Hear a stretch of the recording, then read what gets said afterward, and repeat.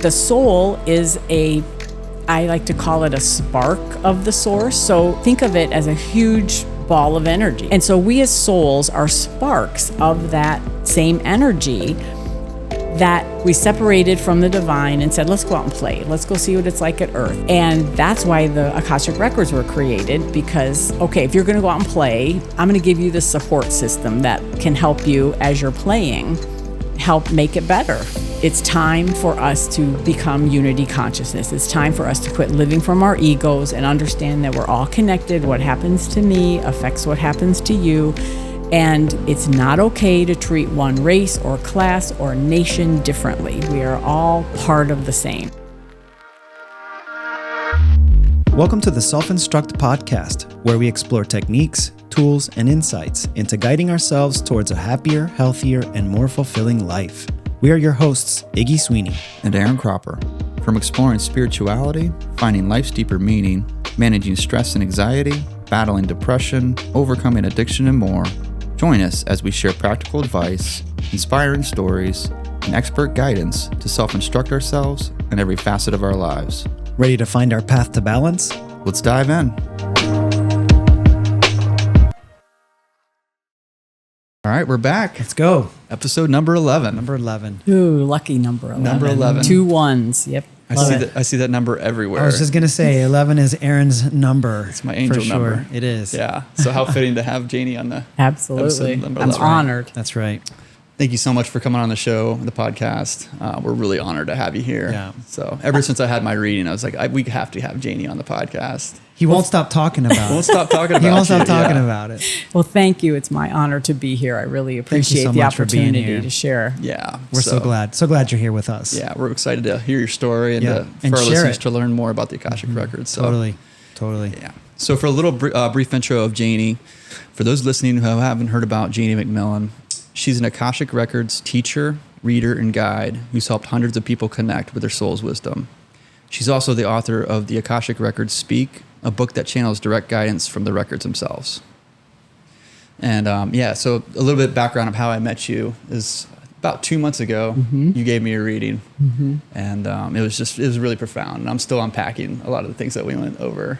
And That's always good to hear. Yes. Yeah. So I've been recommending you to everybody that's kind of in this Thank circle. you. Yeah, It's But true. I want to honor or acknowledge the part that you play in that, because you have to listen, you have to be open to hearing it, and you have to open your soul, I think, to even be able to connect and get that kind of information. Some people aren't as open, and so you don't get as good of information, if that makes sense. Yeah. I mean, Totally. just right out of the gate, you were just hitting every nail on the head. It was just phenomenal. And So, I want to say it wasn't me, it was the record. right, So, right. but I'm right. happy to play my part. Yeah, that's amazing.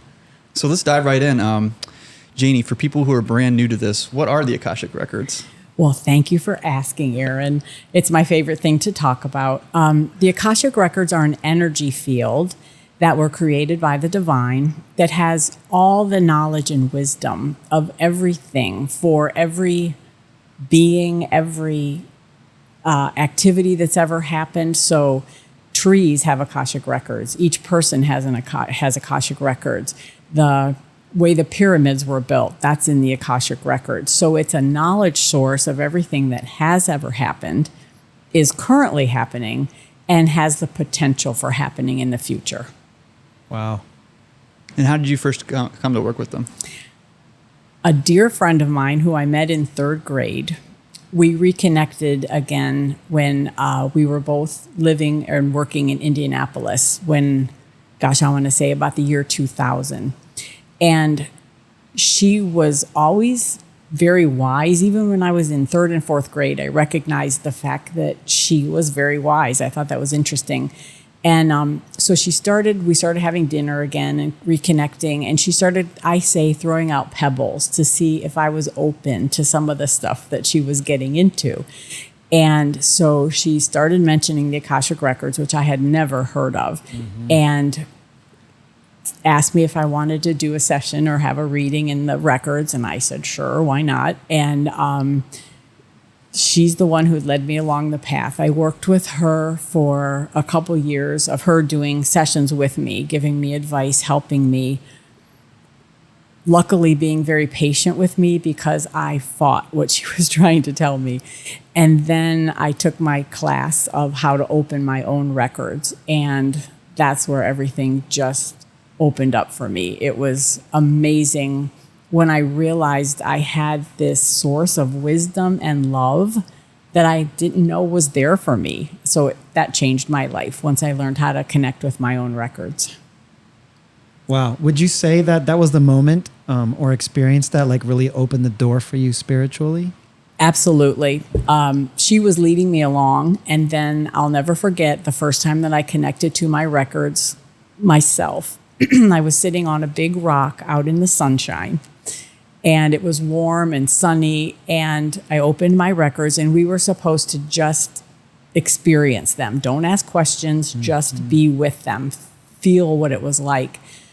And I'll never forget, I saw this gold light that I can't even describe. It was more than gold. And I could see silhouettes of beings, which I think is interesting now, that were there. And I heard, "We're so glad you're here.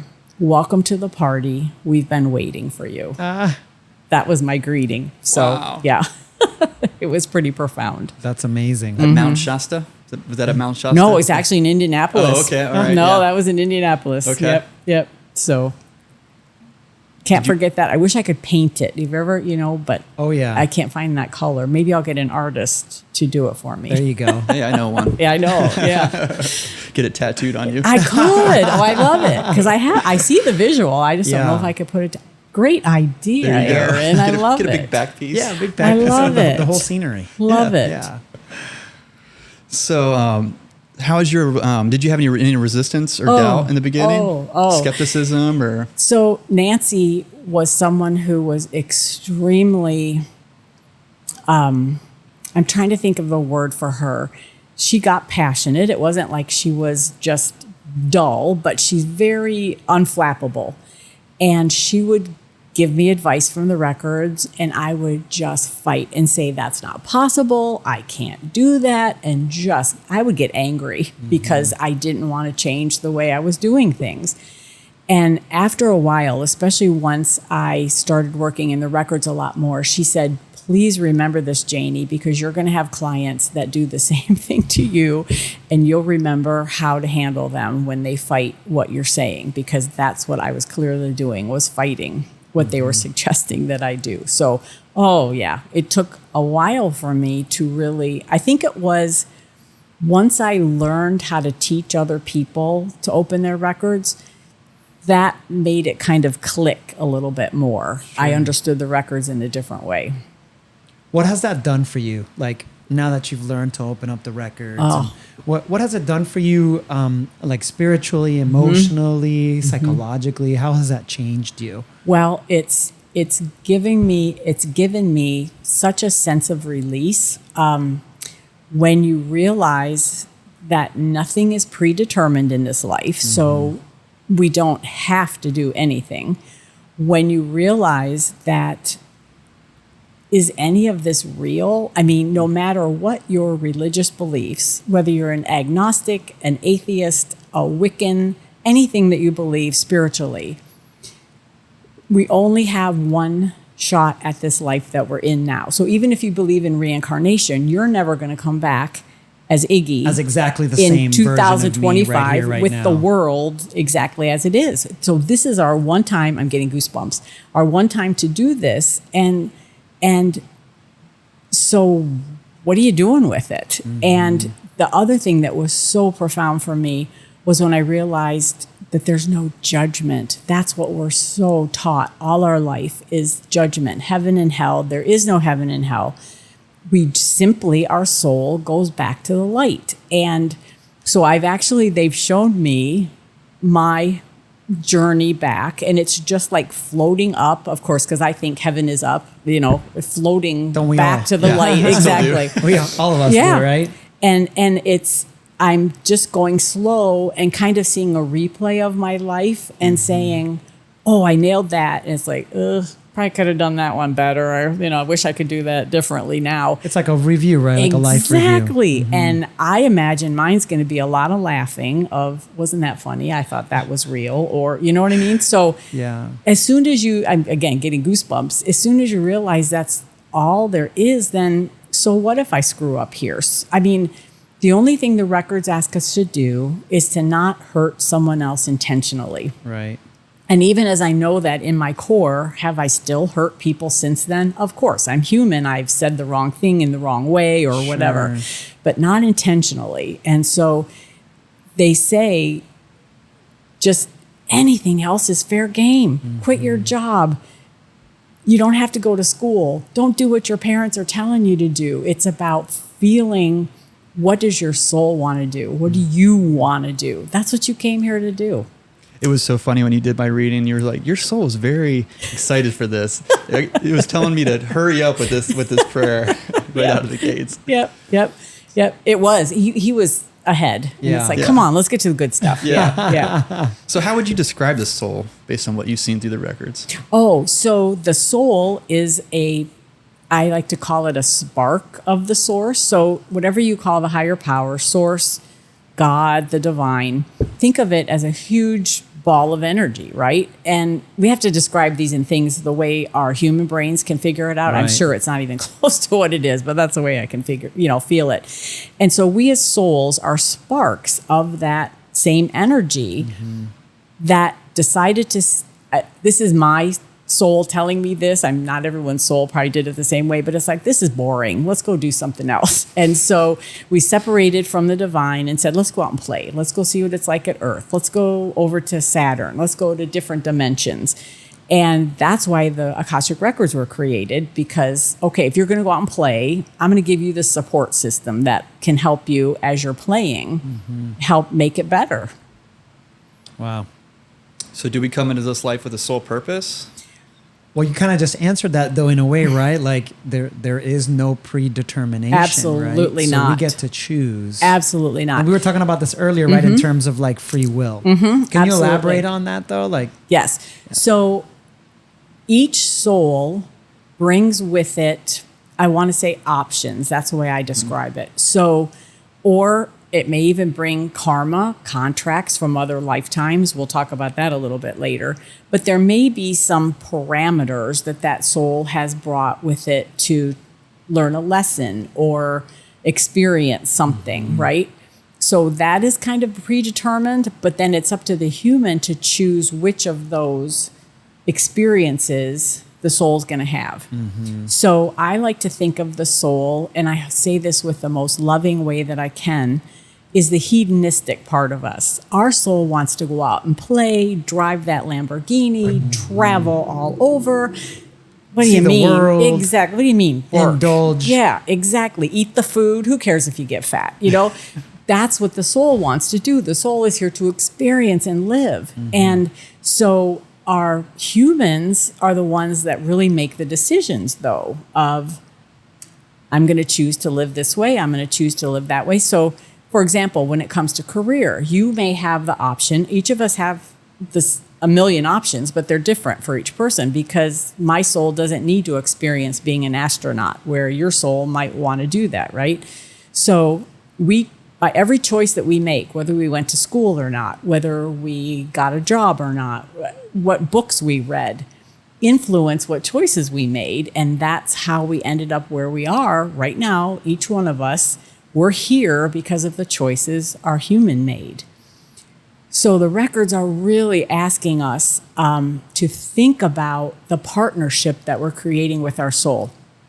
We all have a partnership with our soul. Is it healthy or is it not healthy? A lot of us don't have a healthy relationship with our soul because we shut it down. We're not going to do that. We're not going to play. This is all about work and getting ahead and believing politicians, etc. And so we as humans need to make that decision. The records would like us to. They never tell us what to do. Suggest, how about a relationship where you get your human needs met? We all kind of need a roof over our heads, right? Sure. And yet we still let the soul indulge in the things that it came to do. Does that help? That helps. Like- Yeah, totally. Yeah. It helps to give a definition, right? Yes. Or a description, Yes. rather, Yes. of purpose. Exactly. Yeah. So think about, though, all of us have gifts. It may be being a Reiki practitioner or an artist, right? I mean, there's way more going on with your art than just art. You know that. Well, we talked about it a little bit earlier. Exactly. So, And so for me, I'm able to connect to the records easily. I don't know if that's easily or not. So that gift is something that I have that maybe not everyone has. So is that my purpose? It's still my choice. I could say, yeah, I get the records, but I don't want to do that. Just the same way that a soprano with this lovely voice can say, I don't want to sing. So is her purpose to sing because she has this lovely voice? Well, you'd kind of think so, but she Yeah. has to choose to use it. So we Right. kind of shape our purpose as well. I just want everyone to know that everyone who is on earth right now chose to be here at this time. We were chosen to be here at this time to help with the shift that's occurring. So some of us, that might be just simply being here and sharing heart energy with the world. That could be your purpose. Or it could be to be out there leading the protests. It could be writing a song about it, or who knows. But again, we have to choose to fulfill what that potential is, what our potential purpose could be. With what you just said, it gives me like this thought that I find interesting. So through the individualistic reading of your records, it's almost as if, from what you were just describing, that we're kind of coming back to the collective in this material world to help Oh, absolutely. each other, or help Absolutely. a movement, if you will, or Yes. help the direction in which humanity is going. Yes, absolutely. So the earth is going through a shift right now. The vibration is getting higher. We're getting more and more unity conscious. Believe it or not, with what's going on, it doesn't feel like it, but that's what's happening. That's I don't want to say, I'm asking the records, can I say that's predetermined? But it's like, yeah, the earth is going through this shift. It's, do we want to be part of that? Do we want to accelerate that by the way we act and the way we think? That's what we who are all here now have that choice. And so the records are really hoping, this is the one thing that surprised me. We only need 33% of the people to be living from light. It's not half. I would think it'd be 51%. But we only need 33% of the people to be living in unity conscious instead of the ego, the I, to create the a ego, shift, right? To create, I've that's heard- going I've to heard of that accelerate somewhere that. else. Absolutely. Yeah. Absolutely. So why now? Why now are we going through the collective consciousness awakening? Because it's going to happen on Earth. The shift is going to happen. It's just the records. I personally believe there's off-planet beings that are trying to help with this shift. We are so much more than just Earth. We are part of this immense collective of, there are beings from other planets, there are other universes, other dimensions. Starseeds. Yeah, exactly. And they're watching us and they want us to make this shift. And so that's why we came back to help. But like them, like the records, they don't want to get directly involved, They right? can't, exactly. And God, I mean, couldn't the divine just come down and say, it's fixed? And That's it's it. like, but yeah, this is your choice. or create a clean slate, right? And wipe it all Exactly. clean. And it's like, nope, you guys got to fix this. Because of free will? Exactly. So even if we don't do this, it's still going to happen, but it's our choice of how quickly. And that's what those of us that are here on Earth are helping get that collective to be stronger and stronger and to wake up. Yeah. So when you're entering in the records, what does it feel like? Oh, it's amazing. So the first time that I connected to my records, I saw. Remember I told you I saw the gold. I felt the other beings. And the other beings were guides. That's what I'm pretty sure they were. Normally I don't see. I sometimes do, but for the most part, it's more of just an idea comes into my head. And then I have to explain it in a way that's acceptable to the records, which is really funny because I'm very direct. I want to say, you need to be doing this. And as soon as I say you need to, they whap me upside of the head energetically and say, the records are suggesting that you think about this a different way. They will never tell us what to do, where Janie is like, so it's I get this idea, and then I, again, have to put it into words. I have to be very careful. One of the things that I've learned is it's not for me to decide. If it's given to me, I'm supposed to share it. This isn't I'm not going to tell them that. My role, though, is to say it in a way that's positive and impactful and that will be heard, right? So that's when sometimes I have to stop and say, how can I explain this in a way that's going to help them instead of maybe be hurtful or something like that. Sure. Yeah. The most amazing part, though, when I'm working with past lives or we're working with past lives, that's when I see. That's when you see. That's when I see. You have visions. I can see the person that I can tell whether, I see them, they're male or female. This is the way they're dressed. I can see the surrounding. And that's what helps me know what time we're talking about. It's like I can see you're back when the knights were, or you're in the, a lot of times it's like the 1860s out west or something like that. So yeah, for me, I was living in Alaska. Yep. Oh, wow. Yeah, and they give me clues so that I can determine when and where that is. I don't hear that. I now see these it. These visions are from the records, obviously, right? Of these people you're working with. Exactly. Wow. Wild. So they could. There's sometimes I do hear. When it's very. Like your first time you did it, you heard something, right? Yeah, exactly. Or when they are specific about how they want it said. I will hear that. Sometimes I have to tell you this story. There was a woman that was very upset about losing her husband, and she just wanted to learn how to connect with her husband. That's all she wanted to do for the rest of her life. She didn't care about anything else, just connect with her husband that had passed. And so the records were coaching her on, have you thought about this? Have you thought about that? Trying to get her to get out of this, she wasn't in reality. And it came out of my mouth. There was no awareness of mine at all. And they said, you're acting like a spoiled brat.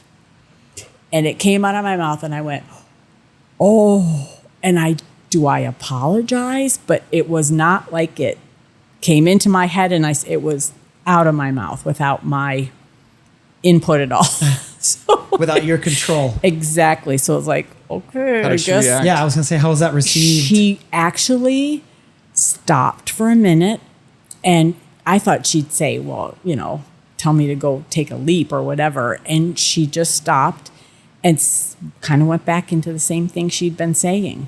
So I'm hoping it planted a seed for her, right? Yeah. But that was a little tough love there. That's interesting. That was one of the craziest times I've had. Do you think it was because she was obviously having a difficult time, like, regulating her emotions and it was not properly processing? Because correct. What is that, right? But correct. Just being able to process. Correct. Well, and letting go. At some point, yeah. You have to say, this person has moved on, is not in my space. Yeah. I'm still here. How can I live my life? And she was completely shut down. She said she had been to 4 or 5 different people trying to figure out how to connect with him. Wow. And that's all. She was just obsessed with it. That's all she did. That's all she could think of. Energetically speaking, though, don't you think that her husband's still around her? Absolutely. Right. And it was very clear that he was very much around her and felt really horrible that she was this focus, like it was ruining her life because she wasn't living at all. Yeah. And so he was trying, exactly. He was trying to encourage her but she was not open. So that's one of those cases. If the person isn't open to what the records want to share, there's nothing. Yeah. She didn't even get offended by that in a way. Yeah. I thought for sure she'd complain and she didn't. Wow. Yeah.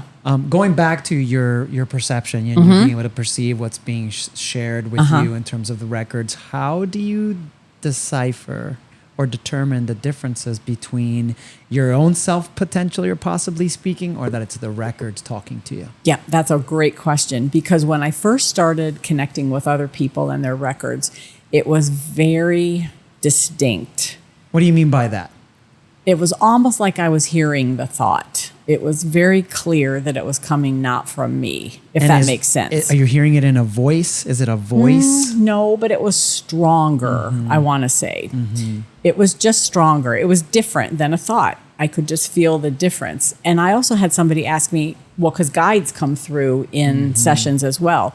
And they said, so how can you tell the difference between a guide and the records? And I thought, I had to think about that. But it's, when the information is coming from the records, it feels so expansive, if that makes sense. And from a guide, it's much more focused or Direct, a little perhaps? bit and a little bit lower. I mean, not that it's lower, but they're not at the same level as the Sure, records. So sure. the energy just feels different. And I can tell it's me. It's interesting because sometimes they have me tell a story from my experience, and I'll say, really? And it's like, yes, because I don't want to be in there. So I tell the person, this is a story they're asking me to tell you. Yeah. That's from but then my experience can be helpful. If I've been through the same thing, Right. it might be helpful to the person. So That makes sense. yeah. Yeah. And again, I remember how I said, Janie would say, you need to be doing this. And I don't even know how to describe what a mental slap on the head is, but it's like, don't say it that way. Spiritual Exactly. slap on the face. Yeah, and it's like, okay, I'm sorry, I apologize. That was Janie. They're suggesting that you do it this way. Well, it's interesting what you're talking about in terms of perception and then sharing what you're hearing or feeling or thinking, and being able to try to decipher those things has to be a skill you have to develop over time, Absolutely. because you're human. Absolutely. Right? And your feelings and emotions can kind of get... Right? Absolutely.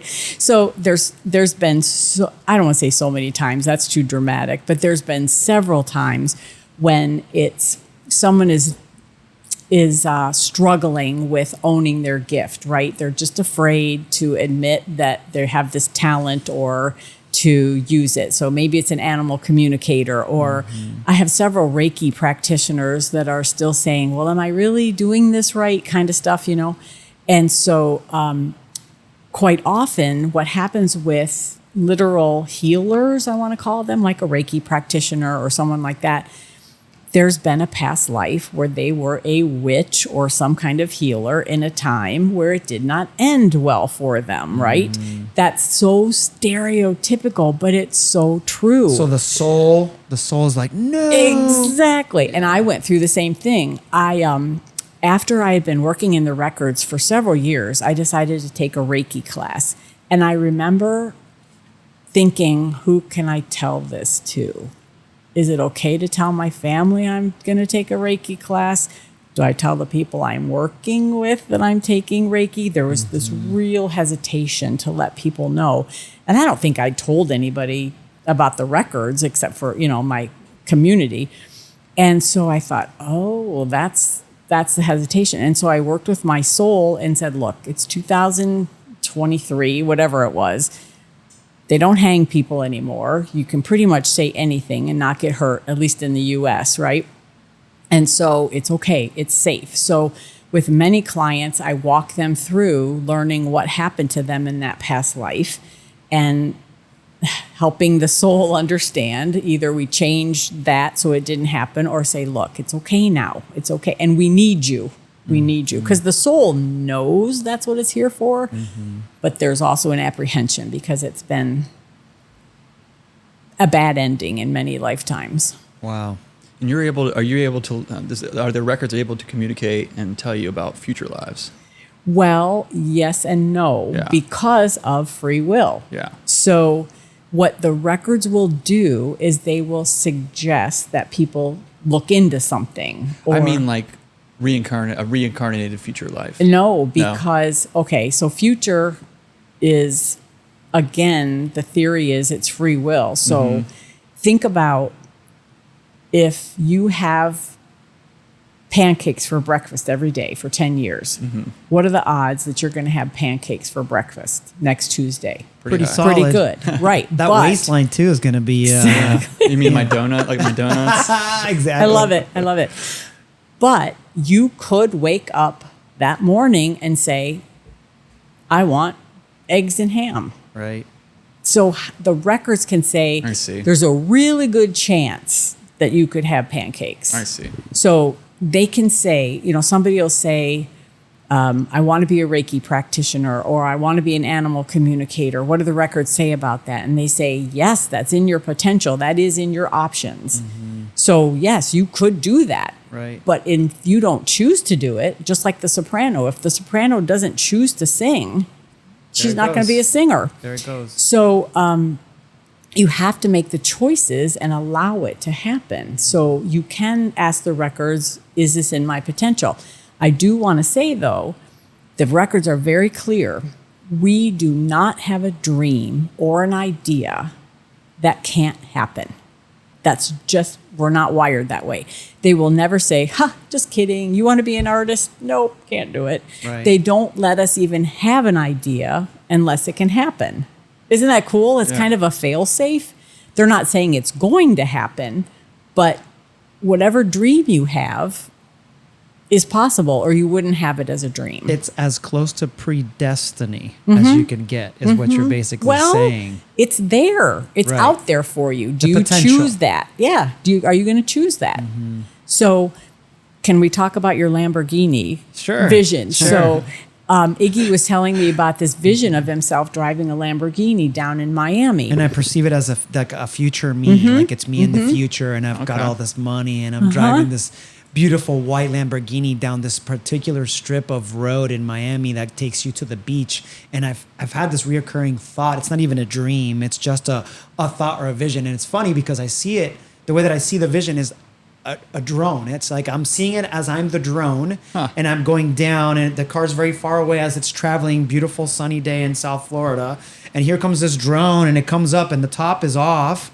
And then the drone kind of pans over to the side, and I can see myself driving this Lamborghini heading to the beach where I've gone practically my whole life growing up in Miami. But I'm this older version of me, is how I see it. It's like this older version of me. It's got all this money. It's got this white Lamborghini, and I'm driving to the beach. That's it. That's the vision. So what the records had me say to him is, so why not? Right.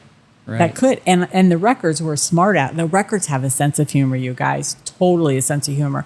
So they had me say to him, well, why can't you just go down and rent the car and drive around? But you know what's funny? What's stopping you from doing that? You saying that alone changed a shift in the way I viewed the vision. I'm like, maybe that is possible. Like maybe it is possible for me to own the light Lamborghini. And then I just want to add to that, just because I think it has a point. I've recently made friends with this guy who owns a tattoo shop in Vegas. And he's very much on the spiritual tip as well. Like he's always liking some of the posts that I put up, and same thing with him. He's kind of on the same mental, just the same mental level in terms of spirituality.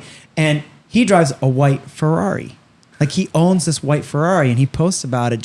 He just posts just a Ferrari being parked out in front of the shop or in front of his house while he's washing it and stuff. And I just think it's funny, and it makes me think of me in this white Lamborghini driving down South Florida. So do you see how the world has brought you an example of someone who is, I don't want to say exactly like you, but exactly like you with what you want? Potentially so another it's version. Possible. Right. They're just saying, look, it's possible. He did it. Exactly. And he's a young dude, owns a shop just like I do. Not that I want to go and buy a Lamborghini right now, but the point is the possibility. Because you're not allowed he to move to Florida, by the way. Exactly. I'm not going back to Florida. Just don't worry. Bonnie refuses to leave this house. Well, that's where he has his second house. He's not going to move. You can have a winter home there. Exactly. Yep. Exactly. Yep. So do you see how they're showing you it can happen because he did it? Why can't you? Exactly. No, I what love you're saying that. makes complete sense. It's just that shift in perspective, right? That allows the potential for that possibility to happen. Absolutely. Yeah. Is it different when you read for yourself versus having readings for other people? Does that feel different, the way you perceive it, and then the way you present the information? Obviously with yourself, you may not necessarily speak it out, but what's the difference? Is it subtle? Is it? Well, when I work in my own records, I write. So I'll ask a question and then write. I can just get an idea, but it's not as strong for me because I'm not going to speak it then out loud like I would, sharing it with a client. Sure. So I journal and then I get the answer. And so, for example, if I'm asking a question about what should I focus on in this podcast today, I would get this idea of kind of talk about this or that. But if I write, it'll be talk about this. Be sure, it's just more in depth, much more, a little bit stronger, I want to say, when I'm writing. But I don't write when it comes to clients. Gotcha. So is that? Yeah, totally. So what can someone expect when they book a reading with you? Well, I ask them to not expect anything. Okay. So I had to finally do this pre-session document because I had I've had two rough clients that one of them was a man who said, I want to talk about past lives. And the records kept saying, you need to focus on, fixing your current life now before you worry about past lives. They were trying to give him this message, this isn't working really well. And he said, I don't want to talk about that. I want to talk about my past lives. And I tried again. I can't tell the records what to give me, right? And they're giving me nothing. When I'm asking, what about his past life? Is there anything I can give this man? Nothing. They just kept wanting to talk about the way he was living his life. And so after about 15 or 20 minutes, he said, this isn't what I wanted. And I said, that's fine. Obviously, this isn't working. I'm happy to give you your money back. And so it was the same thing. The thing that I thought was interesting about the second person that happened with, the message for her, the records were asking her to please find more joy in her life. She was really not focusing on that. She was just making it serious. They were trying to get her to be playful. And at least 3 times she said to me, I know I need more joy in my life. This isn't helping me at all. Oh my God. And it was like, and I said, well, that's the reason they're sharing it, because you know you need joy and you're not doing it. So I have had that pushback from a couple clients of, I already knew everything you told me.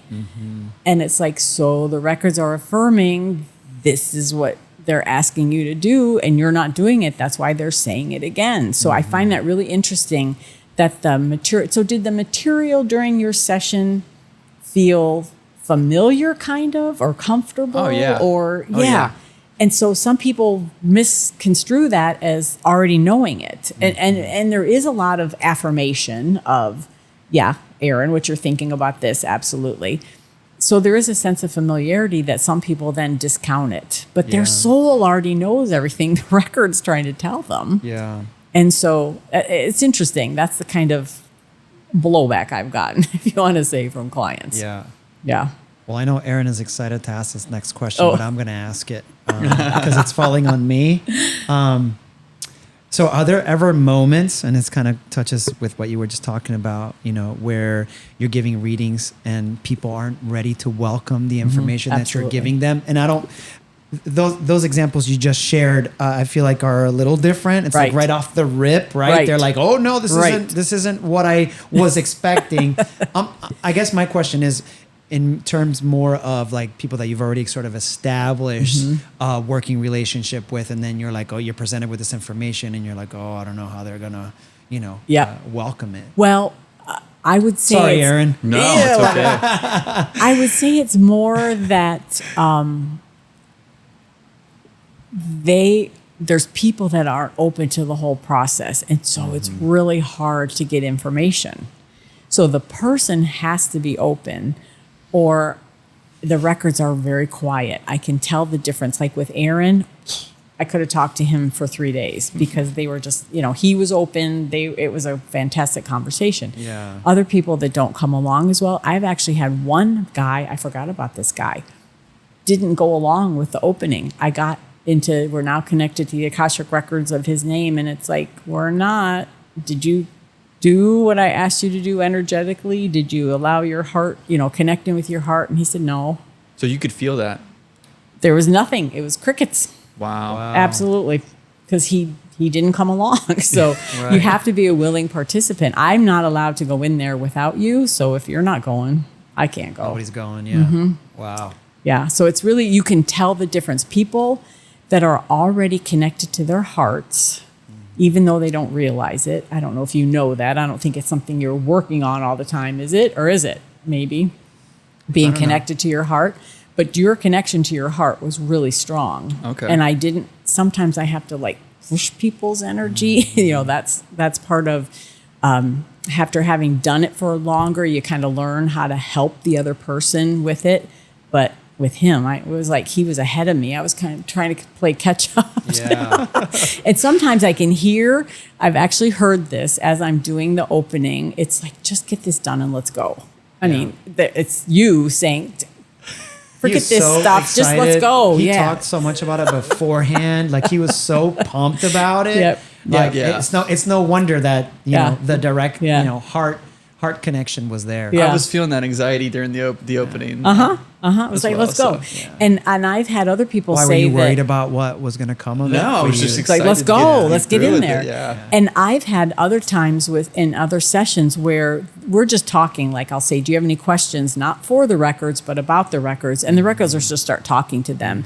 And I'll say, after about 5 minutes, I'll say, okay, we need to do this so it's for real, just zip through that. But sometimes they don't even wait for us to go through the energetics of it. They just connect. So, and I've had other people say, well, I knew exactly what you were going to say before you said it. Like their they're soul directly was connected ahead. as well, right? Yeah. Absolutely. Interesting. So it's really, are you connected to your heart and are you open to receive to even get in this? That's what makes the difference. Wow.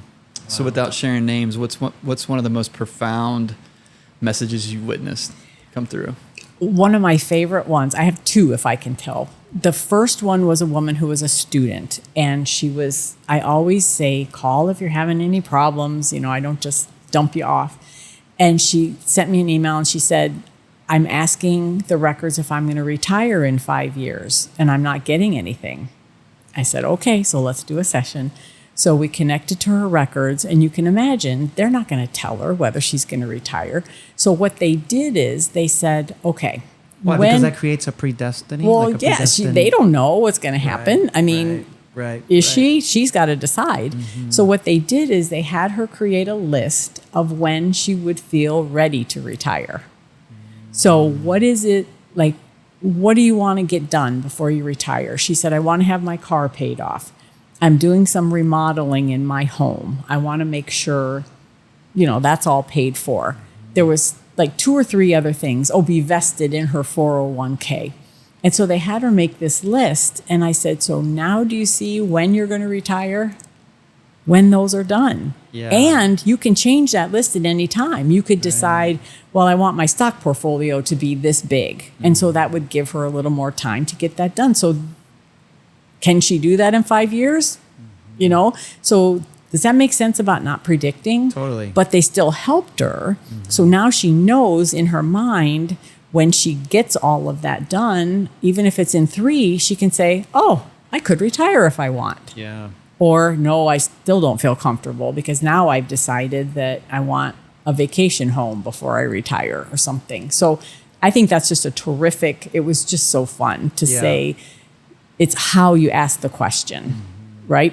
So the other one that I had was a woman who said, I am really having this instinct. My cousin, I think, has this business in a different state.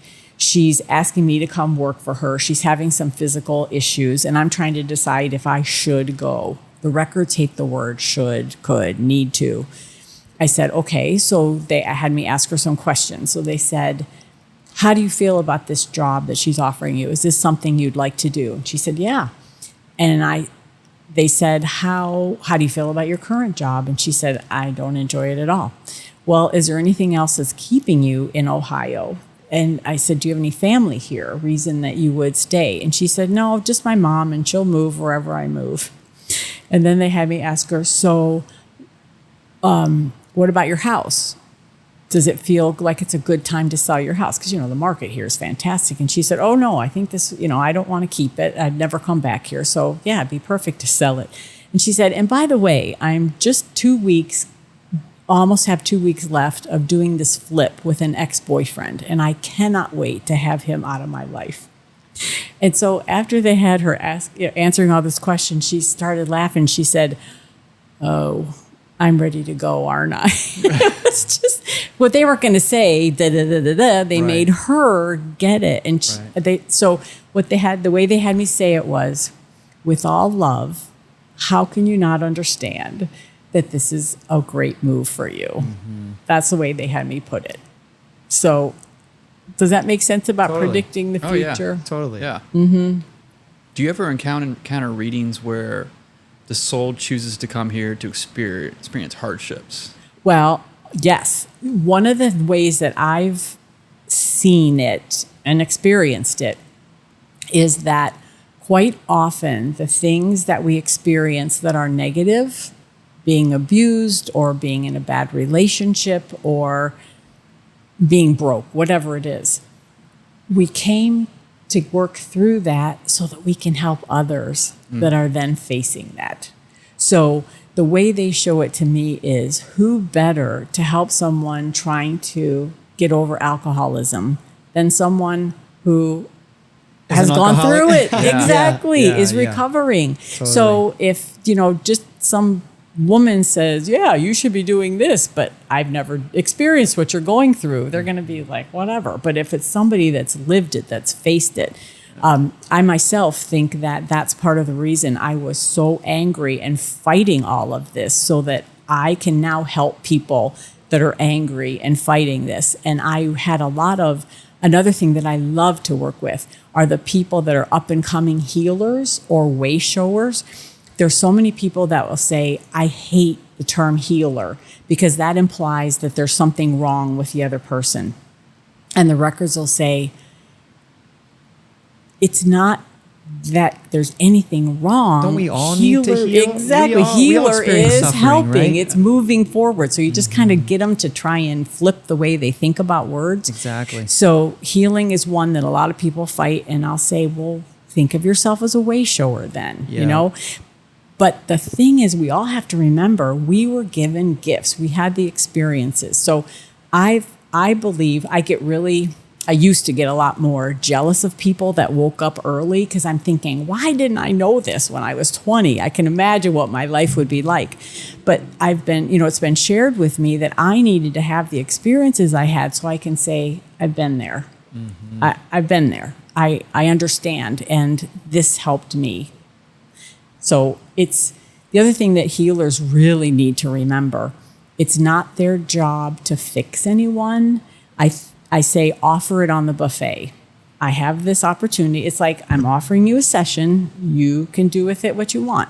You can have the session and say, that was a bunch of BS, and never use it. Nothing I can do about that. Yeah. I gave you what you shared. So healers quite often are like, I need to fix this person. It's like, no, you just need to offer them the choice if they want to avail of your services. Makes complete sense. So do you ever reconnect with past clients just to see how, things have unfolded for them? Yes. And I get frustrated because at the end of every session, I say, please stay in touch. Let me know how you're doing it. Not everybody does. Sure. But I become friends with several clients. Absolutely. Right. So you're watching things unfold for them. I love it. And I have a client right now that's texting me with questions every once in a while. Well, what her latest question was, do we manifest everything in our lives? Mm-hmm. Am I bringing everything that's happening to me into my life? Mm-hmm. And I just love those questions, because the answer is no.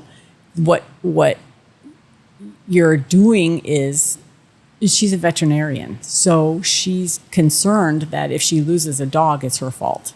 Mm-hmm. And so we talked a lot about, no, this is between the dog, God, and it's human, right? And if something keeps happening in your life, then, maybe this is for me to pay attention to, right? But she can't save everybody, and it's not her job to save everybody. The way the records put it is, she's playing a role in their story. Mm-hmm. She's playing the veterinarian. Someone has to be the veterinarian. Sure. And so she's playing a role, and she needs to just not take it on herself. Right. So I love those I have those kind of discussions with current and past clients. Do you think there's some things we manifest for ourselves, Absolutely. right? I mean, it's Yes. obviously not everything. Yeah. But when you start noticing a pattern, that's what the records say, there's something happening here. Right. So I personally was involved with a man who was an alcoholic. And I was young. I didn't understand what an alcoholic was. Because to me, an alcoholic's a guy that goes and sits in the bar all day. And I didn't realize you can have highly functioning alcoholics that only drink at home, right? Sure And so I found myself in that relationship, and I don't know what happened. This is one of those spiritual moments. Nothing happened in our lives. There was not a fight. Nothing had happened. And I woke up one morning and went, "What are you doing?" And left. I mean, thank God. I don't know what happened. It was just, I knew I had to get out. So, I was gone in 2 weeks, and 30 years old, out in the dating pool. The next guy that I meet and start dating, alcoholic. And again, another highly functioning one, but I recognized it much faster that time. And the cool part was, I was living in Phoenix at the time, and he was gonna only stay in Phoenix until his court case, his DUI, was settled, and then he was gonna move back to Chicago. So I stayed in the relationship because I knew it was going to end, and I had a ball. He was so much fun. And he taught me, the guy I had been with before used to say things like, well, if you'd lose 20 pounds, I'd marry you. If you this, if you that, and this guy. Basically, you're not good enough. Seriously. And I look at him now and go, he thought I wasn't good enough. But that's, that's a whole other story. But this guy, again, an alcoholic, but I call him my angel because he would say stuff to me like, don't you ever let a man tell you you're not enough. Or, it was just what I needed. He was an angel. It's interesting, though, getting a completely opposite perspective from the same kind of person. And he, I got a letter from the first guy that said, I'm sorry, I'm wrong. I want to change. I want to get back together. And so I called the second guy and I said, oh my God, I don't know what to do. I didn't want to get back together with him, but I freaked out. And he read it and he looked at me and he said, do you think he's changed? And I said, no. And so he took the letter and ripped it up.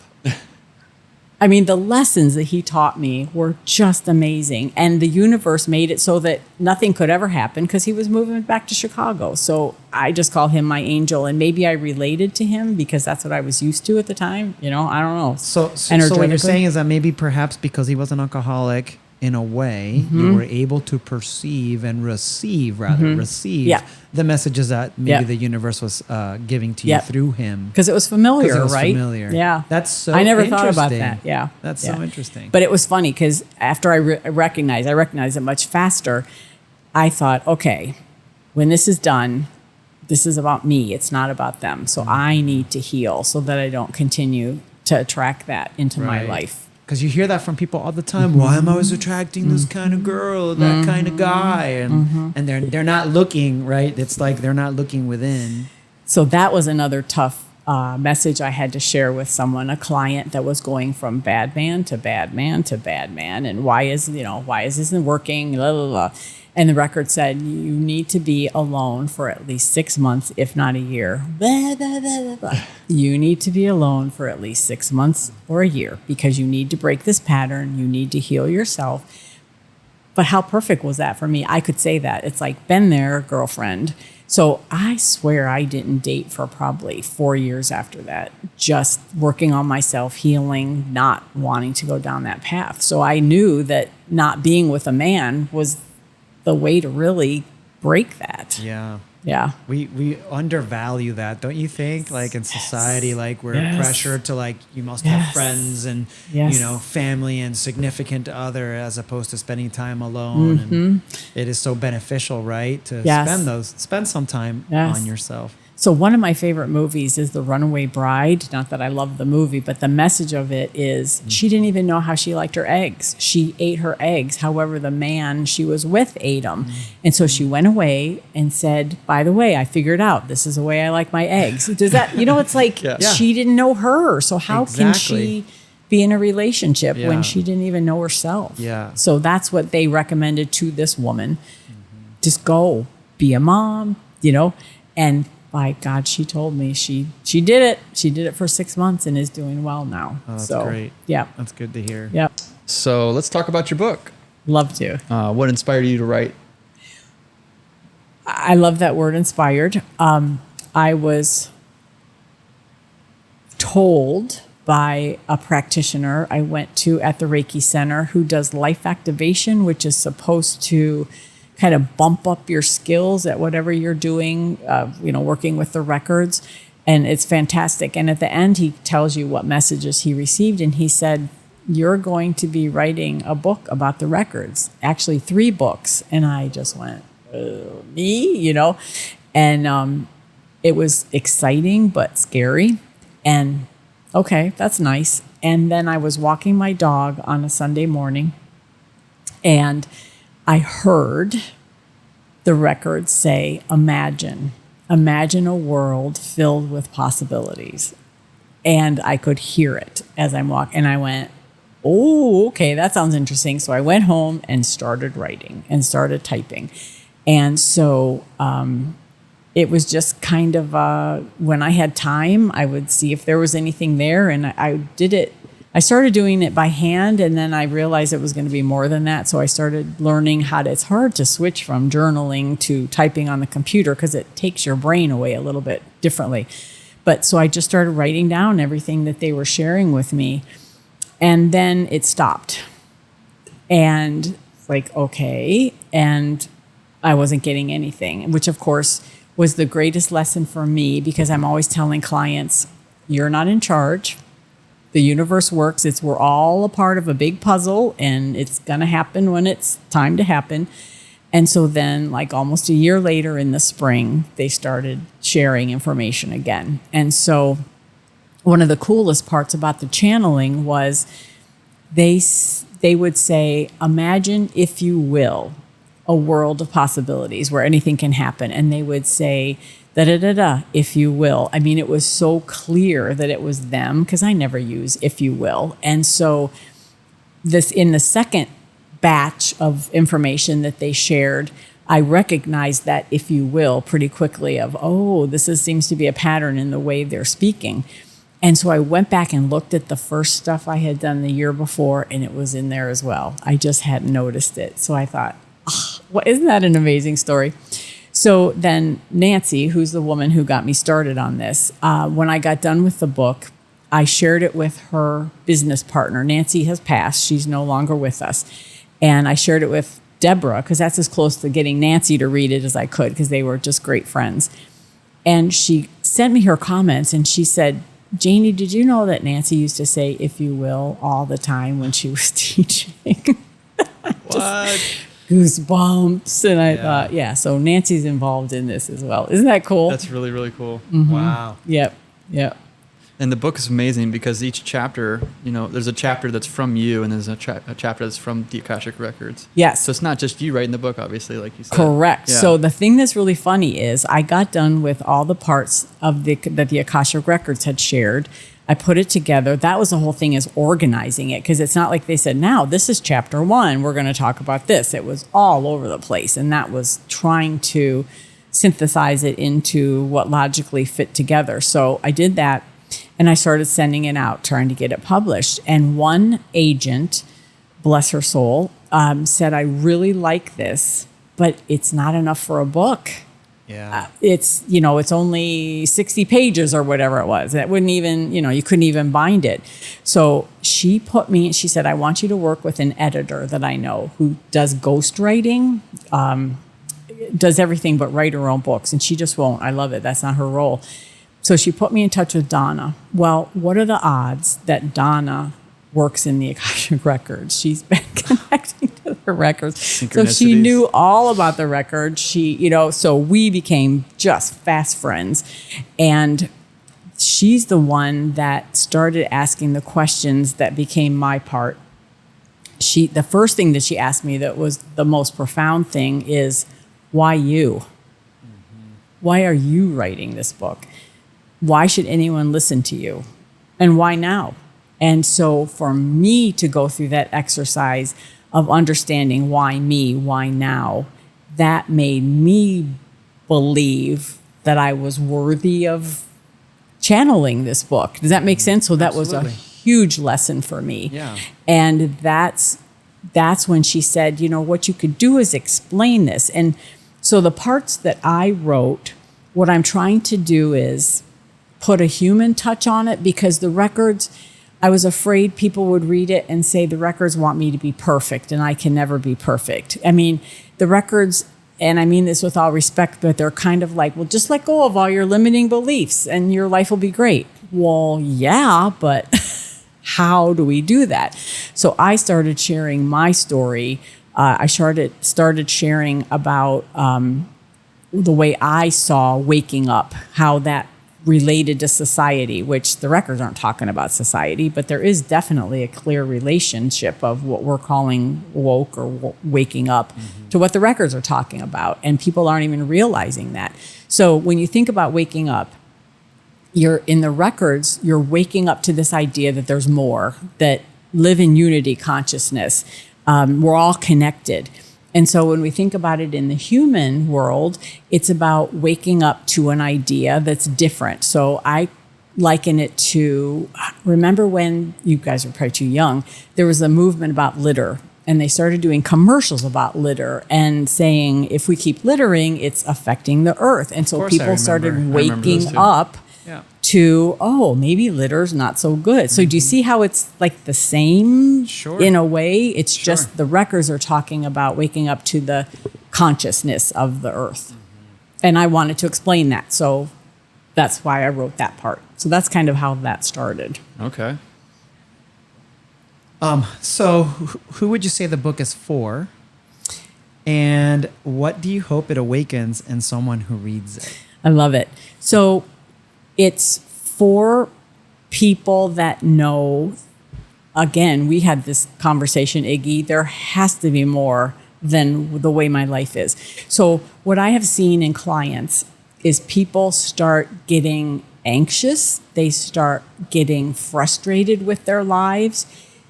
Nothing is satisfying them that used to. It used to be enough to get up and go to work and be with my family and my friends. And all of a sudden, it's like, this isn't satisfying me anymore.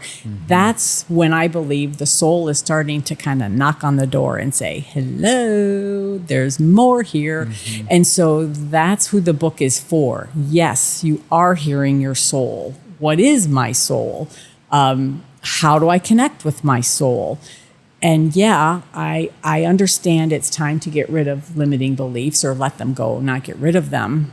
How do I do that? So there's some suggestions from the records in there. But there's three things that the message of the book from the records. The first one is, it's time for us to become unity consciousness. It's time for us to quit living from our egos and understand that we're all connected. What happens to me affects what happens to you. And it's not okay to treat one race or class or nation differently. We are all part of the same. That's the 33% needs to get to that point. And so the way they explain it is, everything that's happening now, all the ugliness, is coming to the surface. It can't heal if it's hidden. So that's why it's coming up. I mean, did you realize how much racism is still in the U.S. until it became okay to be racist again? So that it's like that, as ugly as it is, we have to look at it and say, no, this is not acceptable. That's why it's coming up. So that's the first message. It's a choice. We have to decide what we're going to allow to happen on this earth. The second one is, you can have it all, whatever it all is. You can be happy, joyful. You don't have to look like society tells you you have to look. You don't have to act like society. And remember, except for hurting anyone intentionally, go do what you want to do. The things that are stopping people were put on us by our parents, by society, by religion, pardon me. And so look at everything you're doing and why you're doing it and understand that that's not real. And then the third thing is, you're missing life on earth. We are walking through this like nature isn't there, like The clouds aren't amazing. The one example that they talk about is water. You drink it, you bathe in it, you water plants with it, you can swim in it. You're 70% water, Exactly. right? Yeah. And you guys just think water is just what's there, We don't recognize the miracle of everything that's around us. So they're saying be of the earth, not just on the earth. And the other thing that they say, sorry to interrupt you, is No, you're fine. As soon as we get spiritual, we look up, right? We want our guides to help us. We want the records to help us. And the records are saying, what about Gaia? Gaia has so much wisdom in her. Yeah. You're trying to figure out how to live on earth. Why not ask the earth? Yes. There's so much wisdom there too. So those are the 3 messages of the book. There's a pretty famous comic that was on this podcast, and he talked about how he's like, I'm waiting for whatever powers that be to finally admit that water is its own entity, that it's its own living thing. Absolutely. And I just remember hearing that and thinking to myself, it was Cat Williams, by the way. Shout out to Cat Williams if he ever hears this. But He's he definitely said watching this. Yeah, but he said that, and I was just like, I just remember sitting back and going you know what? He's right. Yes. I mean, Yes. the earth is, what is it, 3/4 water? And we are more than 70% that. water. And water constantly recycles itself, right? Isn't it amazing? Steam goes up into the atmosphere, right? Yeah. It's collected by clouds, and then when it rains, it comes right back down again. How is it not its own living thing? Well, it absolutely is, because absolutely is. everything is its own energy source. Everything has its own records.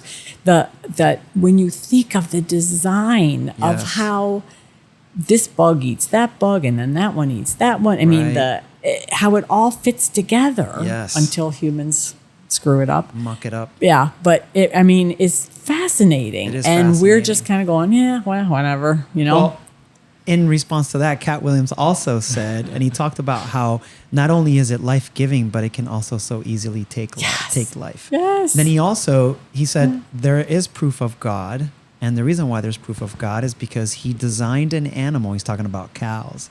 He designed an animal that specifically eats and grows from the grass that's on the ground, and then that grass on the ground again becomes fertilized by the waste that the animal eats. Exactly. And it's just talk about full circle. It is. here. It's all and we don't the think same. about that, right? We're so wrapped up in our own lives, we don't think about. But it makes so much sense, right? Absolutely. And how life cycles itself, and it does feed on itself, and it also supports itself. Yes. I just heard the Lion King when you said that.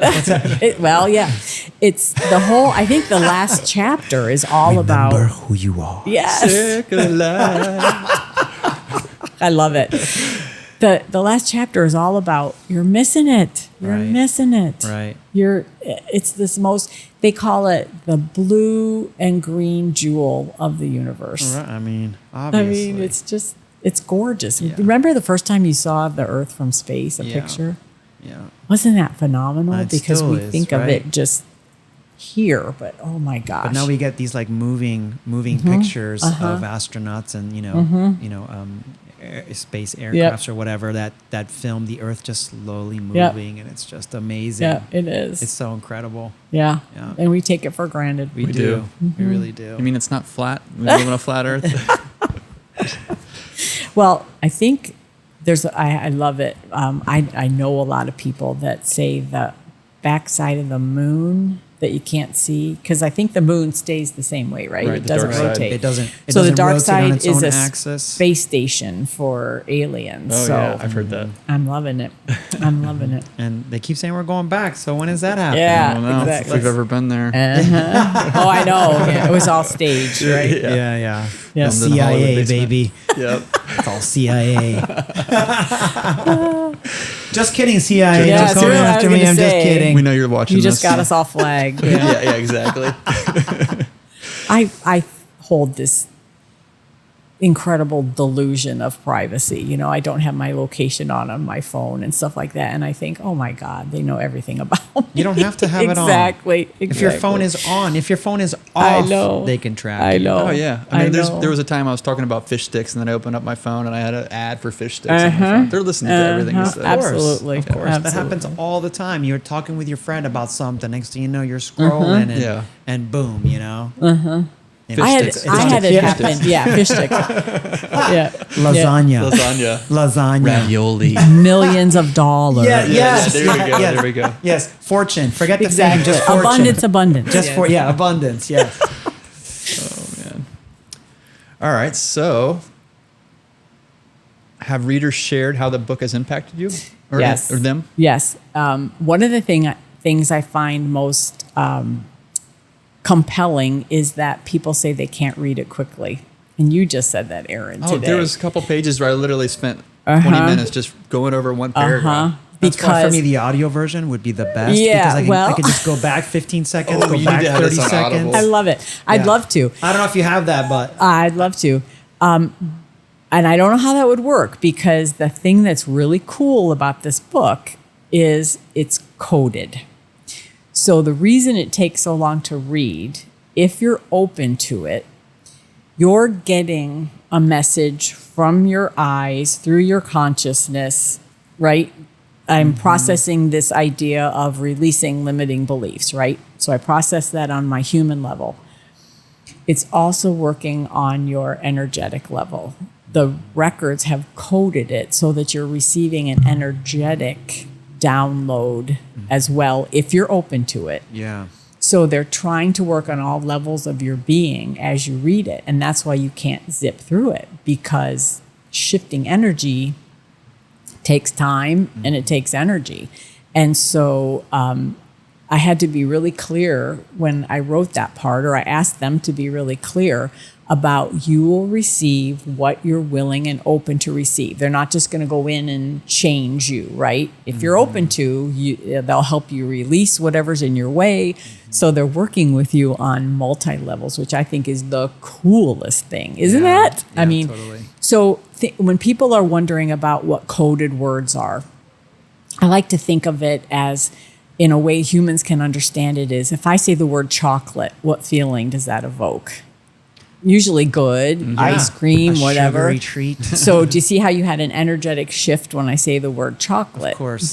So it's kind of the same thing when they're saying, hey soul, release these limiting beliefs. It's helping your human brain get into that and allowing. Our human brain is what stops us. Our human brain is the, what do you call that? The in a Firewall. flow, when it doesn't flow well, there's a bottleneck. Is that, Bottleneck, yeah. Is that what you said? Sorry. I said firewall. I'm thinking okay. geeky terms. I love it. Yeah, so it's the Geeky bottleneck. tech Yeah. terms. Yeah.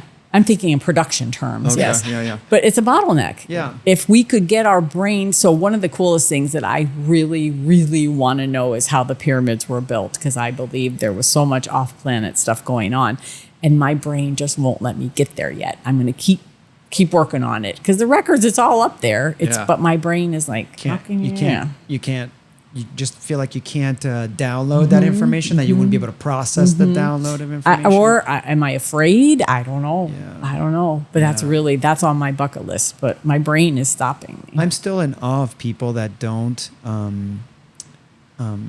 accept the fact of the possibility that us as humans, as we are right now, there's no way in hell that we built these pyramids without any outside help.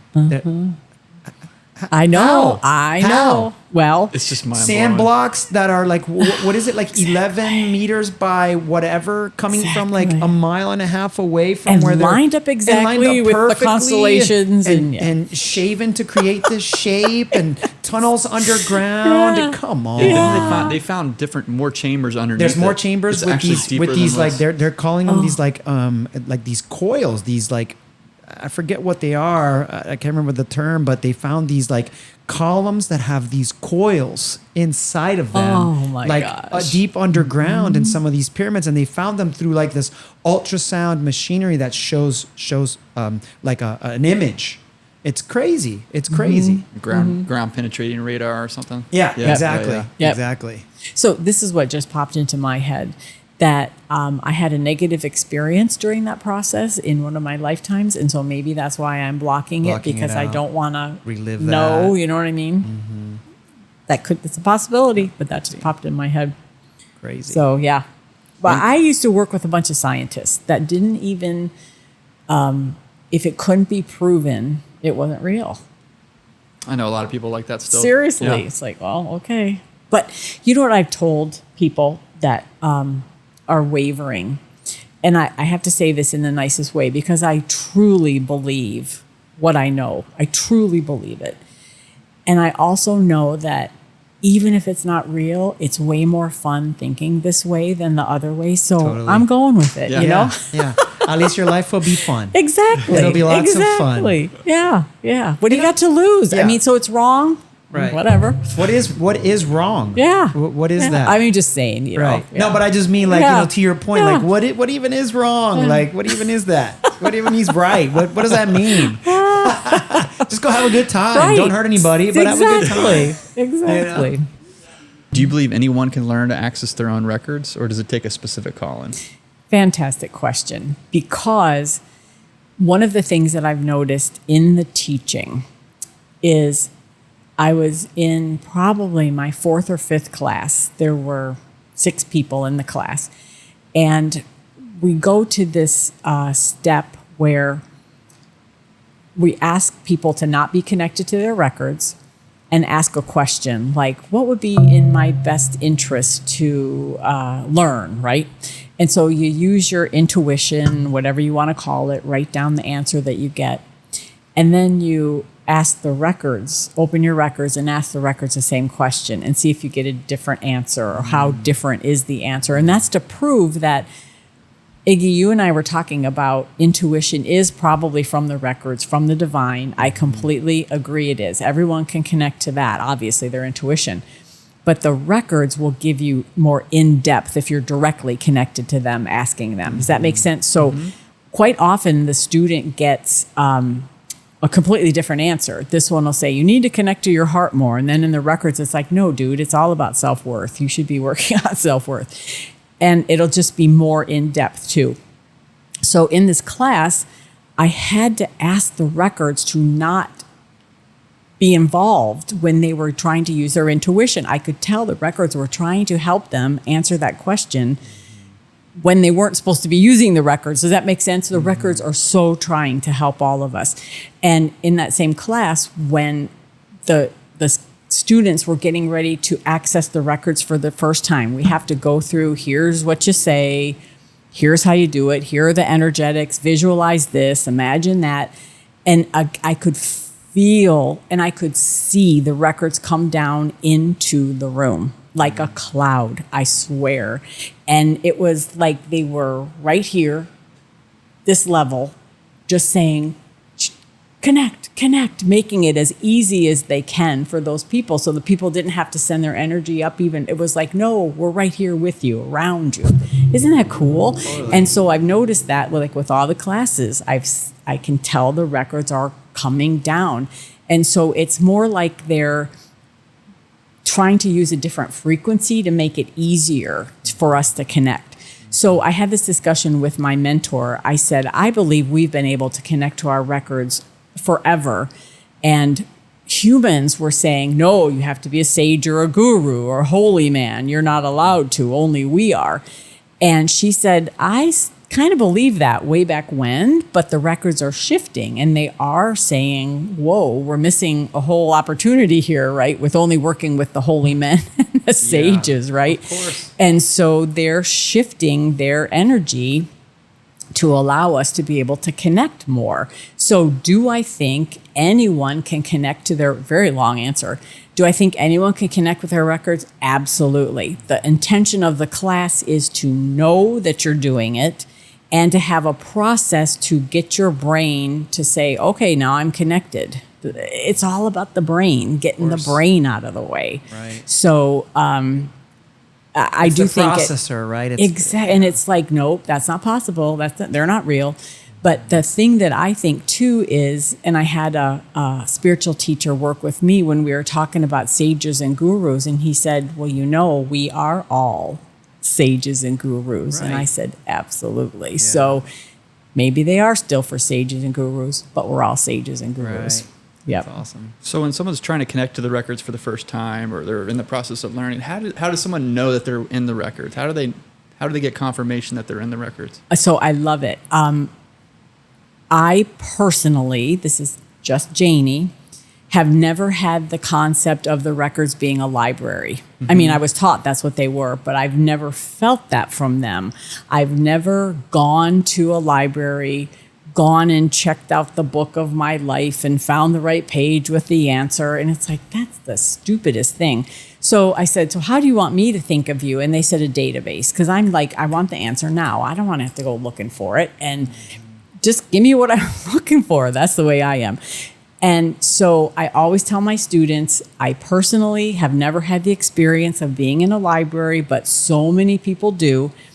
And just know that whatever it's like for you, it's perfect, right? It's however you get it. And every class, there's somebody that goes to a library and tells me to a library. So I know the records are kind of messing with me. It's like, yeah, if they want to think we're a library, they can think that.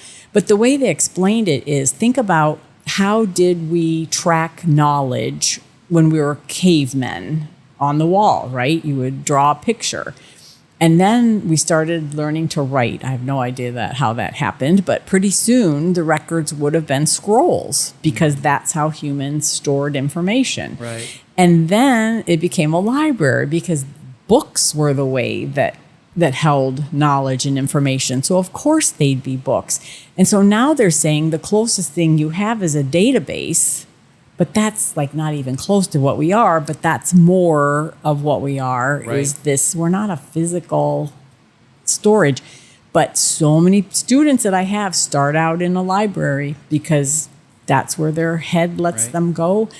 Yeah. Well, you think of the iCloud, right? Like, exactly. What even is that? Yeah. You're storing information in a cloud? Yeah. What the hell does that even mean? Yeah. But you're right. I mean, it makes sense, right? Like, yeah. And so I think of it as a database. It's not physical. Mm-hmm. It's no, it's not physical at all. Yeah. But that's the only way we humans can process it. They have to be stored somewhere.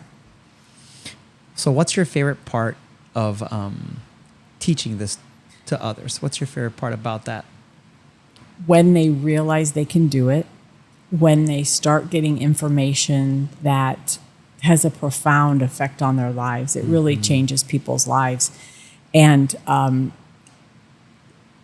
it's like giving them a tool. I think we were talking about the difference between giving them a fish and teaching them to fish. So you're teaching them to fish. You're teaching them that I personally still need to go to someone and to open my records to get information, because I block. I don't get all the right information, not all the right information. I don't get it as profoundly for myself as someone else can, because they're not blocked like I am.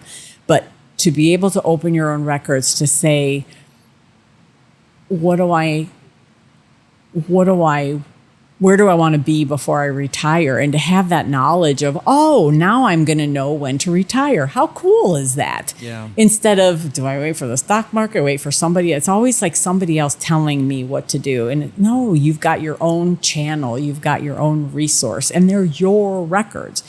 So my mentor talks about the records being an old friend who's known you through all your lifetimes. They know what past life stuff you're bringing. They know what your options are. They know everything about you, way more than you know. Yeah. So why not ask them? They're the most valuable resource we have. Yeah. Makes sense. Yeah. I know every student's different, but how many or how long does it take for like the average person to connect to the records? Way my class, I want to say it's 2 days over a weekend, like a Saturday and Sunday from 9 to 5, let's just say. Or if we're doing it on Zoom, it can be 4 afternoons of 4 or 5 hours apiece. So I want to say 16 to 20 hours of training, right? So the first morning, the first segment of any of the classes is all about the background, because I feel if we're striving to connect to the records, you need to know what you're aiming for, right? Does that make sense? So I try and make sure people understand what the records are, what it's about, how it's all energy. I say you wouldn't just go on a vacation and not know where you're going, right? You want to pick the country. So I try and give them the background, a little bit of the background of this method. There's many methods to connect to the records. I just teach the one I was taught. So And it's very heart-based. That's why I love the method that I teach too. It's all about connecting to your heart, which is so helpful for the rest of your life. Anybody who's walking around connected to their heart's going to have a different life than someone that isn't aware of that. Yeah. So it's that first 4 hours where I do the background and explain the method. This is what this means. This is what this means. Because you have to understand, you could just say the words, but you're not going to get to the records. You have to understand what do you mean by the divine? What do you mean, aligning with this and that? So I do all that background. And then when you come back from lunch or in that second session that's on Zoom, that's when you connect to your records for the first time. So it doesn't take that long to learn how to connect to your records. The way I teach, my method though, is then we're going to go in and out and in and out and in and out. Because what Nancy used to say was we want a well-worn path to our records. So think about it's really about creating a pathway. Exactly. Right? A channel. So you're going to make that channel more open and more open. I like to think of it as tuning into a radio, right? So we're really fine-tuning that connection or, calibrating with the records. So the rest of the class is spent, here's a question, go get your answer from it. And so they get profound information, but they're in and out and in and out and in and out so that they can recognize what it feels like. Because you do it this and then you do it without that. So it's all about recognizing what it feels like. And it's about knowing that you're doing it. Because there's still people that say, well, how do I tell? And it's like, if either you can feel it or you can't. And it's your brain that's not letting you feel it. So I'm so fortunate. I haven't had a student yet that said, I'm not getting it. It's about just convincing them to be open. Is that class teaching you to read your own and then also other people's, or just? No. So that's really interesting, because a lot of people want it to be learning to open other people's records. So imagine though, as I'm teaching you how much I have to do, or when I'm doing a reading with you, how much energy I'm using. I'm so connected to my heart and having built that pathway. So you have to be really clear and work in your records. They ask you to work in your records for about 6 months so that you can feel the difference between yours and theirs. Yeah. And so when I learned how to open the records of others, I had to take the class twice, because in the first class, I couldn't connect to my heart. I had been working in my records fine, everything's good. Then all of a sudden, I was having difficulty connecting to my heart because I needed to connect in a different way, a stronger way. And so that I had to take the class twice, because I had to figure out how to get that heart connection big enough that I could hold the energy with somebody else's records. And again, feeling the difference in yours versus mine. So I'm not giving you answers from my records, right? So it's a really energetic thing. That it's like a muscle. You have to practice before you can move to the next step. Sure. And it's fun. It's my favorite thing to do in the world, except for being on podcasts talking about it. We're so glad you're enjoying yourself being here with us. We're so grateful. My pleasure. Thank you. Absolutely. So when something deep comes through in a reading, how can someone start to integrate it into their life? Because I bet that could probably be kind of jarring. You come into this newfound information that's from the unknown, and now you're beginning to experience a shift, and that could be scary, right? Absolutely. So one of the ways, actually, while still in the session, the records will have me ask people questions to try and get them to understand it's real. Does that make sense? So I'll say, how does that feel to you? What objections do you have when you can tell it's been kind of eye-opening? So that's about getting their brain to allow it to even penetrate, right? It's the brain that slows everything down. So I'll ask questions, try and get them to say, oh yeah, this could be real. This is really happening. And then it's about focusing on that heart connection, and the records ask you to keep asking your soul, is this real? Because if you ask your dad, if you ask your best friend, they're going to say, it's like, Does this resonate with you? If I had a nickel for every time I've asked someone, does this resonate with you? I'd be wealthy. There's my millions, right? Yeah. Because manifest that. Exactly. It has to resonate with the person. Of course. And a lot of times they'll go again, oh, I guess I kind of knew that already. Right. It resonates with them. And the funny thing is sometimes the records will say something almost the opposite that bounces them into what they really believe. So this happened to me. I was asking Nancy, how come I'm not exercising? I need to exercise. I want to exercise more. I'm still in my, I'm not in charge of my life phase.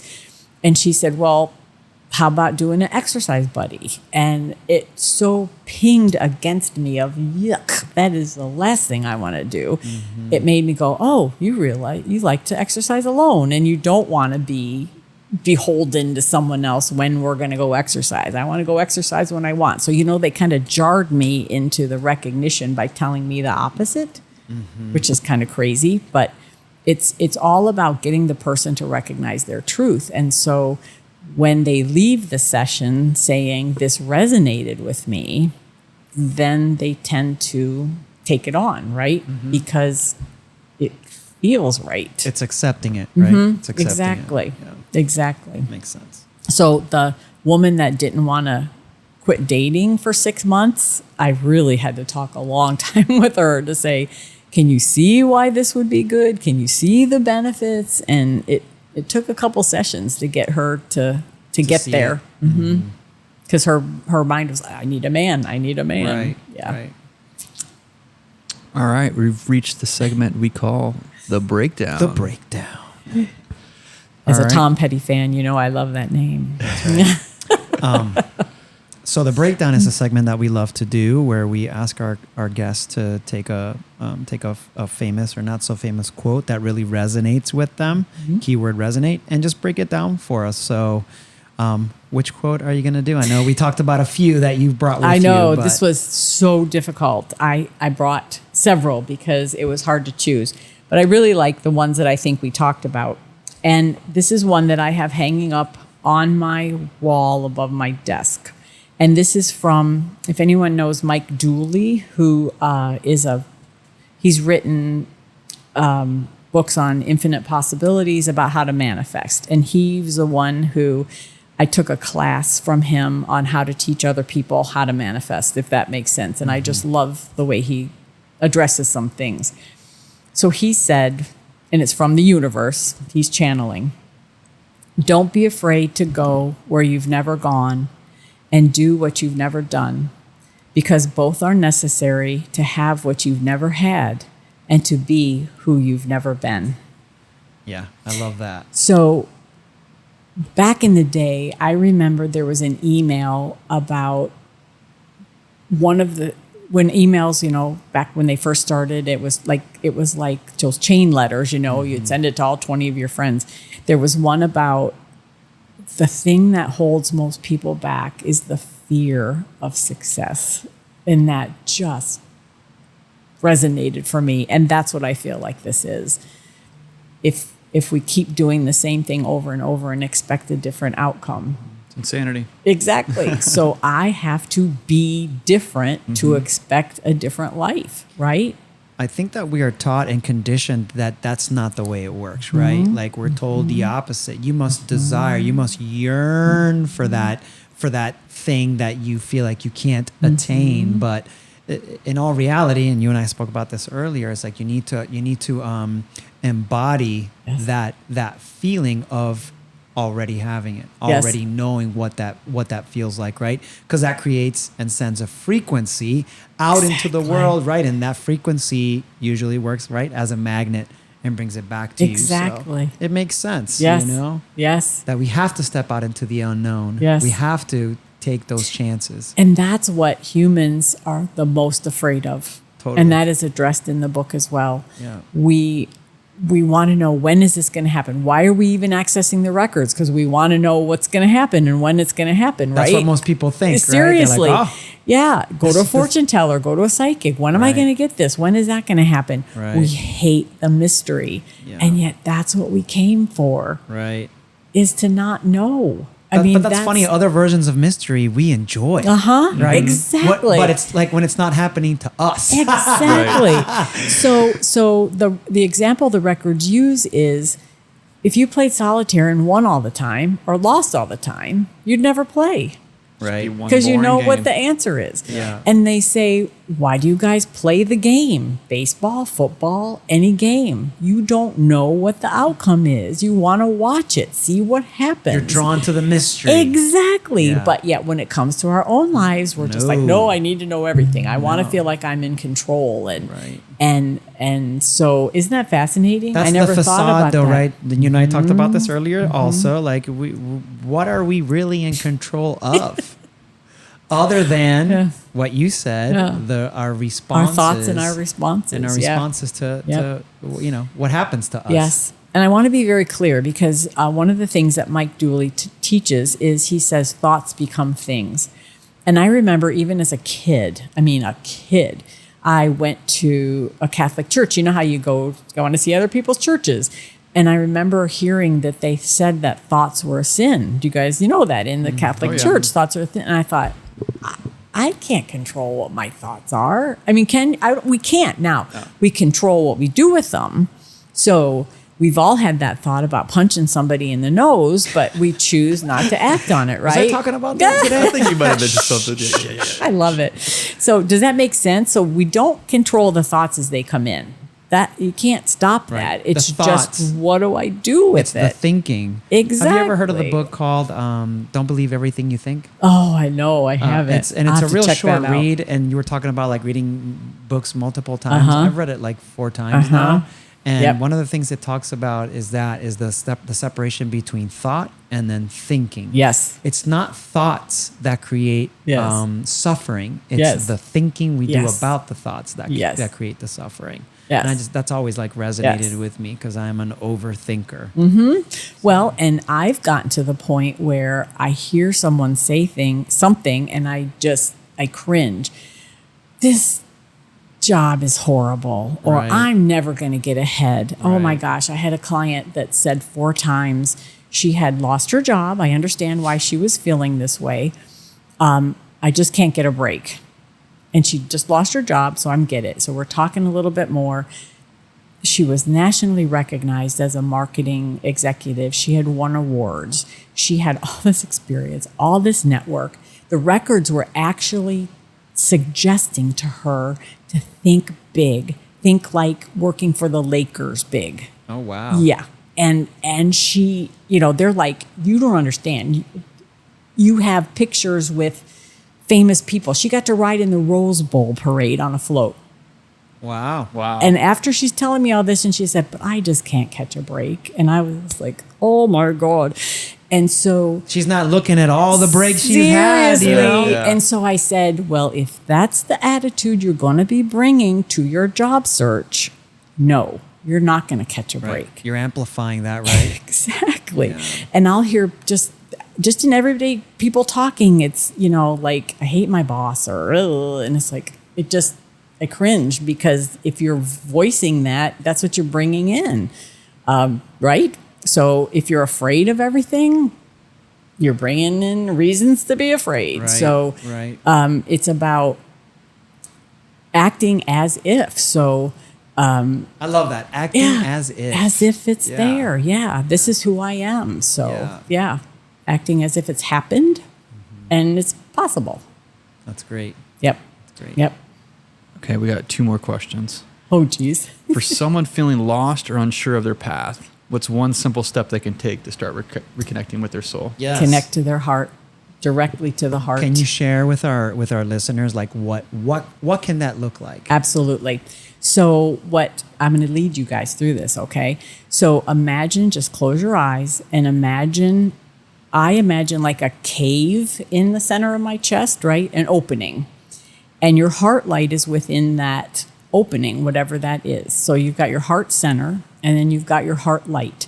So your heart light is your spark of the divine. That is the light of the divine that you carry with you at all times. Mm-hmm. This light is always with you. And that's how you can connect to the divine, because you're the same vibration as the divine. Our human body, sure, our mind isn't, but our heart light is.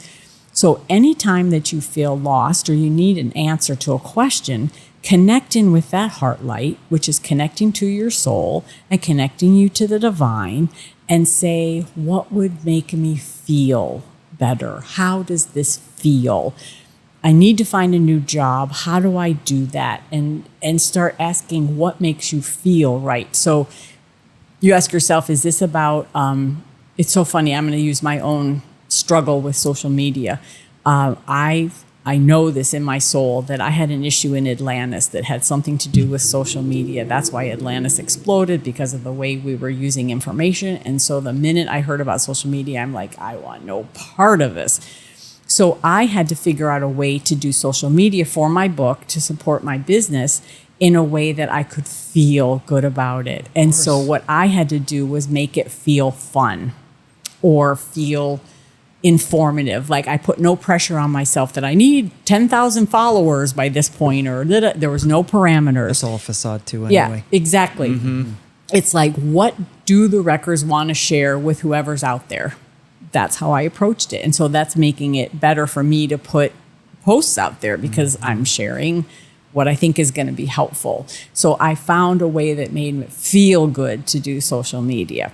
So when you're around someone that's driving you crazy, you don't have to be around that person. How does it feel to be around that person? Well, yucky. So hello, why not put up a boundary there and not have, it's not to say you just cut them out of your life, but it's like, so don't hang out with them if you feel crappy or cut them out of your life. Yeah, I mean, that's I've done that. option, you know? Yeah.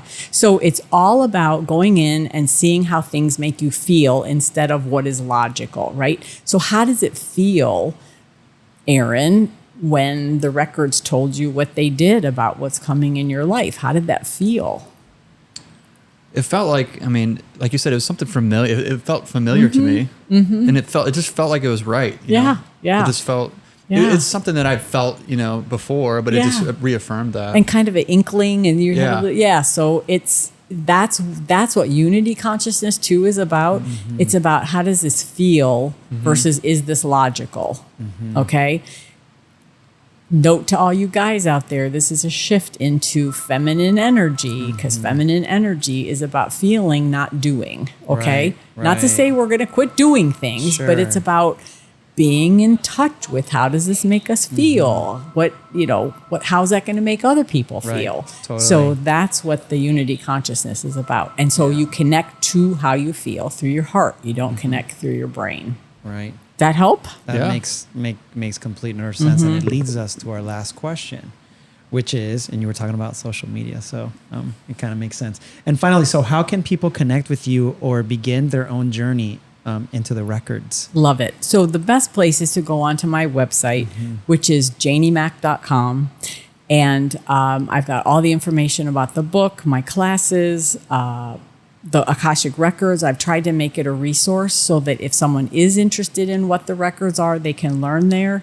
But you don't have to. I've got everything broken up pretty well in pages. So if you don't care what the records are, you just want to know what the services are, I've got that broken up. So everything's on there about the book. I also want to share that I'm starting to work with this resource called the Akashic Illumination Deck. And my mentor, Sandra Gelinas, created this with the records. And they're prompt cards where you can ask a question like, what should I be focusing on? And then you pull a card and it'll have a word or a picture or a symbol on there. So the one that I pulled today for the week was courage. And so it's like, okay, what does this mean for me? Because if I showed you a courage card, that's different than what it would be for you. So I'm starting to do readings with the cards with people as well, if they just want 20 minutes with a 3-card pull. That's awesome. So all of that's on my website, janiemac.com. And that's Janie, Janie. Yes, MAC. MAC.com. And then I'm also on Instagram at Akashic_Janie Mac. So Akashic_Janie Mac. I do a card pull every Sunday and share what I'm getting from the card and then make suggestions of how you should look at it, journal, read about it. And then 2 or 3 times a week, I do a post called Tea with the Records, because as I said, my mentor said it's like having tea with an old friend. You know, that's the way she says connecting with the records is. So in my Tea with the Records, I answer a question that I've either gotten from a client or one that the records would like me to share. So remember I said that one, the client had said, do we manifest everything in our life? So that was a Tea for the Records a couple weeks ago of, do we? And then the records answered it. So it's really, I think it's fun information. That's awesome. Yep. That's so great. This has been so enlightening. Yeah, man. I really appreciate you coming on. Seriously. This has been everything I was hoping it would be. Same. Good. And Thank even though I you. wasn't as well informed as Aaron obviously is, it's definitely got me wanting to obviously read your book and just get in more contact with you and connect to my own records and see what's there, with an open mind, of course. Yes. So I feel like a lot of what you talk about, it's like you can't go into this with like these set expectations as to what's going to come of it. You have to be open to any and all possibilities. Absolutely. So and it's okay to come with a question about something. Sure. And we didn't talk about this in the session, and I'm sure we did this with you, Aaron. I say there's an inbox. And so let's say, Aaron, you right now, you've committed, I think, in a loose way to have a session. So right now the records are working in the background, getting stuff ready for you. My crown chakra's going nuts, so they're affirming that. Yeah. So there's an inbox that's going to be there when we finally meet in 2 weeks on Thursday. So we're going to connect to your records, and then the records share like what they want you to know. Okay? Because they say, oh my gosh, we can talk directly to him. We don't have to go through his intuition or his, dreams or whatever. So they get so excited. We can talk directly. And then it's really interesting because you may have a question about your business, right? And how can I keep my artists satisfied or something like that. Sure. And 9 times out of 10, the records answer that question in their inbox material or something close to it. Right. Yeah. That's so interesting. Yeah. Yeah. I'm definitely interested. So we will definitely plan something for sure. Excellent. Yeah. Well, now you've made me, I have to decide what's my favorite. Is it teaching? Is it doing sessions or podcasts? Or I don't know. You guys, it's been so much fun. Make it all your favorite. Absolutely. All of those things it's like together, a buffet, right? You need to start your own too. There you Yes, go. I look for that in the future because Yeah. I would love to do that. Think about this kind of platform and sharing your message and sharing what you hear, what you're connected to, and then putting it out into the world. I mean, it is the way, Yep. It's the way. Yep. Sorry, I just used the words need to. Yeah, you sure did. It's okay. Sure It's did. okay. I'm definitely feeling that calling. So Awesome. That's yeah. amazing. Yeah. So amazing. And you Yeah. guys have helped so much to see how to do. I'll be calling and saying, all right, what do I do about this? anytime. Where do I get Yeah. a microphone? Yeah. How do I do that? I mean, hit Aaron up. He's the tech savvy Yeah. one of the two of us. Love it. Love it. So Love it. And then I'll be interviewing you two. Hey, How's that'd be that? awesome. on your podcast. Yes. Oh yes. How the tables turn. Yes, I love it. I love it. Wait till you see my questions. They're gonna, yeah. Boy. I'm all about it. I'm a talker like you. I'm all about it. I love it. So Yep. yeah, Yep. for sure. Well, just thank you seriously. You're so Thank you, welcome. Janie. Thank you for coming Yes. on and sharing your message. And we're so excited to have had you. And we'll do it again, I'm sure. We Yeah. talk about this every time we have guests. We're like, oh, we're going to have you back. And we will definitely have you back. So thank Love it. you. Love Thank it. you for sharing with us. It's been an honor. It has. Till next time. Till next time. Bye. Bye.